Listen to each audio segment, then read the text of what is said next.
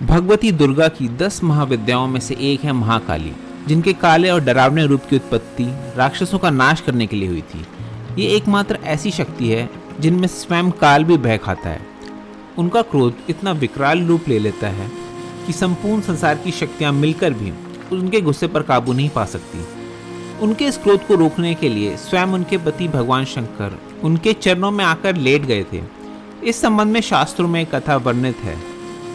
दैत्य रक्तबीज ने कठोर तप के बल पर वर पाया था कि अगर उसके खून की एक बूंद भी धरती पर गिरेगी तो उससे अनेक दैत्य पैदा हो जाएंगे। उसने अपनी शक्तियों का प्रयोग निर्दोष लोगों पर करना शुरू कर दिया। धीरे धीरे उसके अपना आतंक तीनों लोकों पर मचा दिया। देवताओं ने उसे युद्ध के लिए ललकारा। भयंकर युद्ध का आगाज हुआ। देवता अपनी पूरी शक्ति लगाकर रक्तबीज का नाश करने को तत्पर थे, मगर जैसे ही उनके शरीर की एक भी बूंद धरती पर गिरती तो उससे एक नया रक्तबीज पैदा हो जाता। वैसे मार्कंडेय पुराण में रक्तबीज का थोड़ा वर्णन है। रक्तबीज की कहानी कुछ ऐसी है। शंकुशिरा नाम का एक अत्यंत बलशाली दानव था और उसके पुत्र अस्थिचूर्ण का जन्म हुआ था, जो अस्थियों को चबाता था। अस्थिचूर्ण के इस कार्य से देवता काफी दुखी रहते थे, इसलिए उन्होंने इस दानव का वध कर दिया। इस घटना से आहत होकर रक्तबीज ने देवताओं से बदला लेने के लिए ठान ली और ब्रह्मा क्षेत्र में लगभग 5 लाख वर्षों तक तप किया। परिणाम स्वरूप ब्रह्मा जी ने प्रसन्न होकर रक्तबीज से कहा कि मैं तुम्हारी तपस्या से प्रसन्न हूँ, तुम बताओ तुम्हें क्या वर चाहिए। उस पर रक्तबीज ने भगवान ब्रह्मा से अमर होने का वरदान मांगा और कहा कि हिरण्यकश्यप की तरह मुझे देवता, दानव, गंधर्व, यक्ष, पिशाच, पशु, पक्षी आदि कोई भी नहीं मार सके, ऐसा वरदान दीजिए। ब्रह्मा जी ने खुश होकर उसे वरदान दे दिया और साथ ही ये भी वरदान दिया कि युद्ध में अगर रक्तबीज के शरीर की एक भी बूंद जमीन पर गिरेगी तो उससे एक नया रक्तबीज जन्म ले लेगा। जब देवता रक्तबीज से युद्ध हारने लगे तो महाकाली की शरण में चले गए।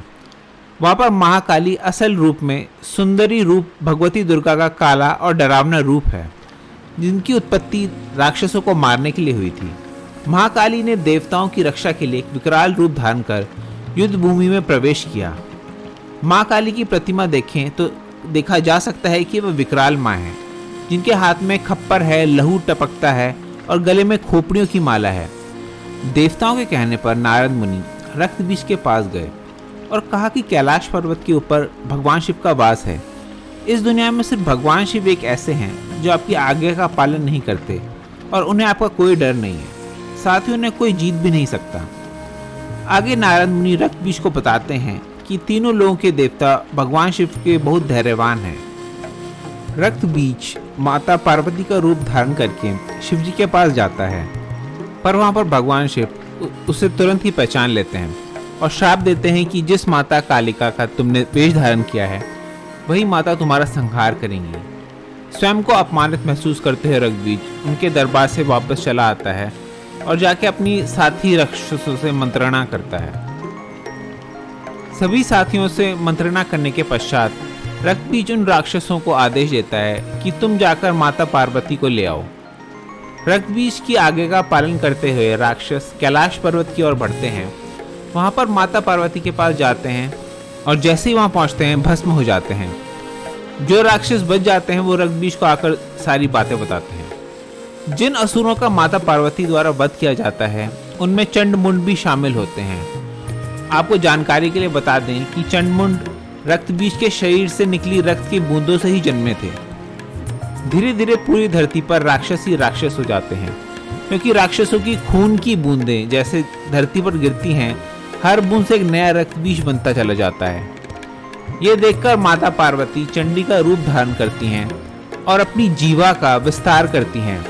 दानवों की खून की बूंद अब धरती पर गिरने की बजाय उनकी जीभ पर गिरने लगी थी। वह लाशों के ढेर लगाती गई और उनका खून पीने लगी। इसी तरह महाकाली ने रक्तबीज का वध किया, लेकिन तब तक महाकाली का गुस्सा इतना विकराल रूप ले चुका था कि उनको शांत करना जरूरी था, मगर हर कोई उनके समीप जाने से डर रहा था। तब सभी देवता भगवान शिव के पास गए और महाकाली को शांत करने के लिए प्रार्थना करने लगे। भगवान शिव ने उन्हें बहुत प्रकार से शांत करने की कोशिश करी, पर जब सभी प्रयास विफल हो गए तब वह उनके मार्ग में लेट गए जब उनके चरण भगवान शिव पर पड़े तो एकदम से ठिठक गई। उनका क्रोध शांत हो गया। आपने कई तस्वीरों में मां काली की जीभ बाहर निकली हुई देखी होगी। दरअसल वह इसी घटना का प्रतीक है।